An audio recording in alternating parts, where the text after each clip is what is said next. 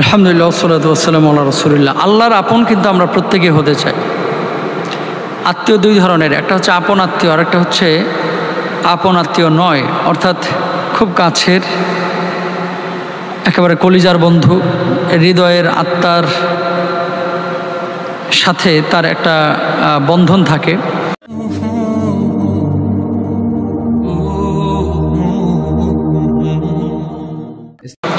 অর্থাৎ আপন বলতে আমরা যা বুঝি, আল্লাহ সুবহানাহু ওয়া তাআলাও আপনার আপন হবেন, আমরা আল্লাহর আপন হয়ে যাব নামাজের মাধ্যমে। সে নামাজ আল্লাহ সুবহানাহু ওয়া তাআলা যে নামাজ আল্লাহ সুবহানাহু ওয়া তাআলা যে নামাজের মাধ্যমে বান্দাকে একান্ত আপন করে নেন, সেই নামাজটা কোন নামাজ? আল্লাহর সঙ্গে বান্দার সেতু বন্ধনের সুনিবিড় মাধ্যম হচ্ছে নামাজ। এই নামাজের মাধ্যমেই বান্দার সঙ্গে আল্লাহর একান্ত সম্পর্ক স্থাপিত হয়। আল্লাহ রাসূল সাল্লাল্লাহু আলাইহি ওয়াসাল্লাম আল্লাহর প্রিয় বান্দা হওয়ার রহস্য তুলে ধরেছেন। হযরত আবু হুরায়রা রাদিয়াল্লাহু তাআলা আনহু বর্ণনা করেন, রাসূল সাল্লাল্লাহু আলাইহি ওয়াসাল্লাম বলেছেন, নিশ্চয় আল্লাহ তাআলা বলেন, যে ব্যক্তি আমার কোনো ওলি বা বন্ধুর সঙ্গে দুশমনি করে আমি তো আর সঙ্গে যুদ্ধ ঘোষণা করি। বান্দার প্রতি আমি যা ফরজ বা আবশ্যক করেছি তা দ্বারাই আমার নৈকট্য অর্জন করা আমার সবচেয়ে বেশি প্রিয়। সুবহানাল্লাহ। আর আমার বান্দা নফল নামাজের মাধ্যমে আমার সান্নিধ্য লাভ করতে থাকে, যার ফলে আমি তাকে ভালোবাসি। অতঃপর আমি তার কান হয়ে যাই, যা দ্বারা সে শোনে। সুবহানাল্লাহ। অতঃপর আমি তার চোখ হয়ে যাই, যা দ্বারা সে দেখে। সুবহানাল্লাহ।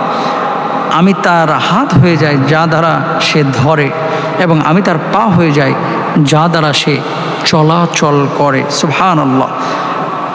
আর যদি আমার কাছে কোনো কিছু চাই তাহলে অবশ্যই তাকে তা প্রদান করি।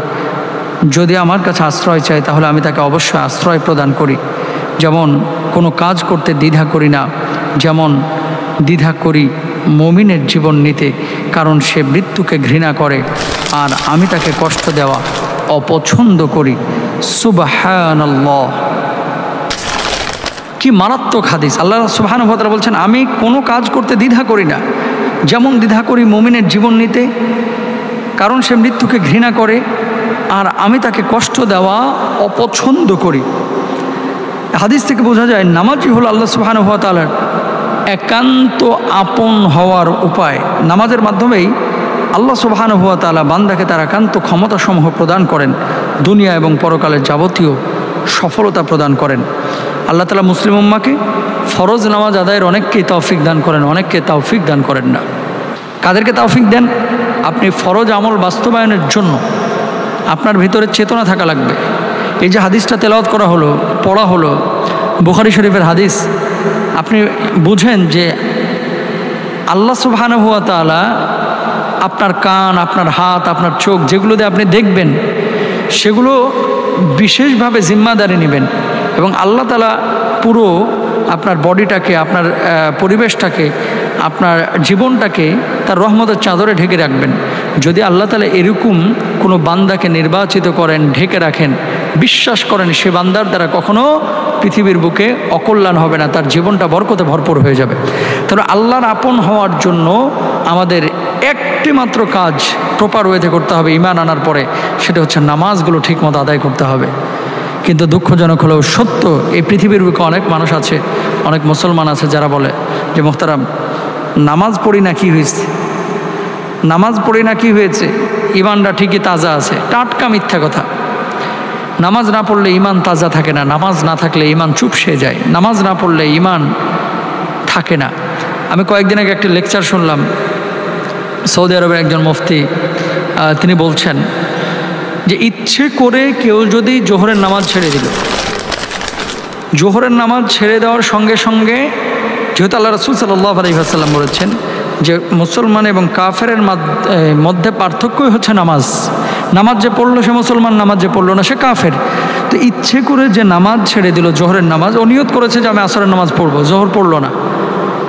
তো তিনি বলছেন এই যে জোহরের নামাজ ইচ্ছে করে ছেড়ে দেওয়ার কারণে সে কাফের হয়ে গেল আসর পর্যন্ত। তো আসরের আগে যখন সে নামাজের নিয়ত করছে বা নামাজ পড়তে যাবে, তখন নতুন করে তাহলে তওবা করে ঈমান এনে তারপর আসরের নামাজে যেতে হবে। কত মারাত্মক কথা, যেহেতু রাসূল সাল্লাল্লাহু আলাইহি ওয়াসাল্লাম বলেছেন। সুতরাং আমরা নামাজের ক্ষেত্রে গড়িমসি করা, সুযোগ সন্ধানী হওয়া, শরীর ম্যাজ করতেছে, আজকে নাই পড়লাম, ধর্ম না কালকে থেকে, এমনটা করা যাবে। মনে রাখবেন, কিয়ামতের ময়দানে আল্লাহ সুবহানাহু ওয়া তাআলা প্রথম যে হিসাবটা আপনার নেবেন, সেই হিসেব হচ্ছে নামাজের হিসাব। আউয়ালু মা ইউহাসাবু বিহিল আবদু ইয়াউমাল কিয়ামাতি মিন আমালিহি আস-সালাহ। আল্লাহ রাসূল সাল্লাল্লাহু আলাইহি ওয়াসাল্লাম বলছেন, কিয়ামতের ময়দানে প্রথম হিসেব হচ্ছে নামাজের হিসেব। নামাজ নাই, নামাজ পড়ি না, কি হয়েছে, ঈমান তাজা আছে, এই সমস্ত বাটপারি, বদমাইশিমূলক, বেয়াদবিমূলক কথাবার্তা যারা বলে, এদেরকে প্রথমত ভালো করে বোঝান। যদি না বুঝে, সে তার সিদ্ধান্তে যদি অটল থাকে, এদেরকে বর্জন করেন, এদের সঙ্গে মিশবেন না, এদের সঙ্গে ঘেঁষবেন না। কারণ কি, এই ধরনের কথাবার্তা যারা বলে, এদের অন্তরে আল্লাহ সিল মেরে দিয়েছে। দুঃখজনক হলেও সত্য, আমার দেখা, দু চোখে দেখা কথা বলছে।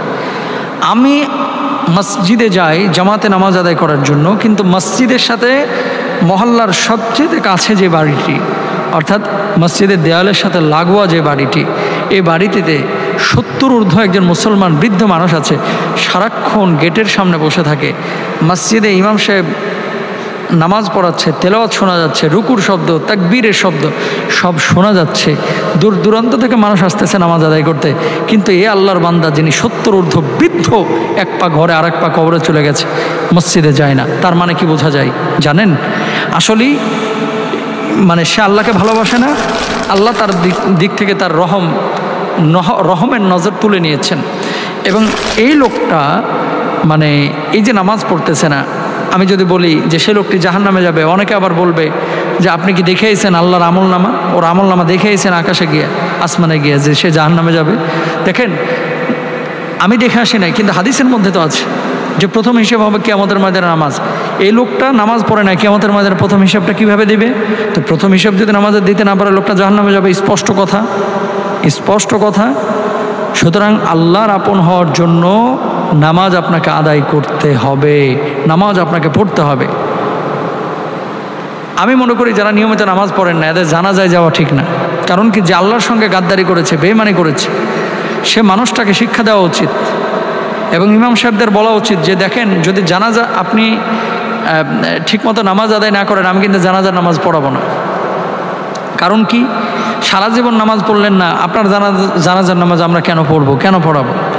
রাসূল সাল্লাল্লাহু আলাইহি ওয়াসাল্লাম নামাজ না পড়া তো দূরের কথা, কেউ যদি বাড়িতে বসে থাকে এবং মসজিদে জামাতে না আসে, আল্লাহ নবী সাল্লাল্লাহু আলাইহি ওয়াসাল্লাম বলছেন, যদি নারী এবং ছোট বাচ্চা না থাকতো, এই ঘরগুলোকে আমি জ্বালায় দিতাম। আল্লাহু আকবার, কত মারাত্মক কথা! তো নবীজি সাল্লাল্লাহু আলাইহি ওয়াসাল্লাম যেহেতু বলেছেন এই নামাজের কথা, নামাজ আদায়ের কথা, নামাজের গুরুত্ব যেহেতু আল্লাহ সুবহানাহু ওয়া তাআলা পবিত্র কোরআনুল কারীমে একবার, দুইবার না, 82 বার নামাজ কায়েমের কথা বলেছেন, আমরা নামাজ কায়েম করবো ইনশাআল্লাহ তাআলা।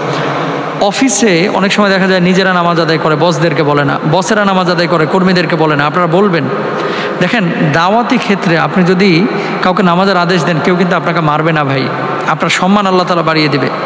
কোনো বস কিন্তু রাগ করবে না, বস মেহরবানি করে নামাজটা পড়ে নেই। বস যদি কর্মীদেরকে বলে, কর্মীরা কিন্তু রাগ করবে না। সুতরাং আগে নামাজ, পরে কাজ। নামাজকে বলো না কাজ আছে, বরং কাজকে বলো আমার নামাজ আছে। চমৎকার একটা সঙ্গীত আছে। তো প্রিয় ভাইরা আমার, আল্লাহর আপন যারা হতে চান একান্তভাবে, আসুন আমরা নামাজ পড়ি। আল্লাহ তাআলা তৌফিক দান করুন, আমিন।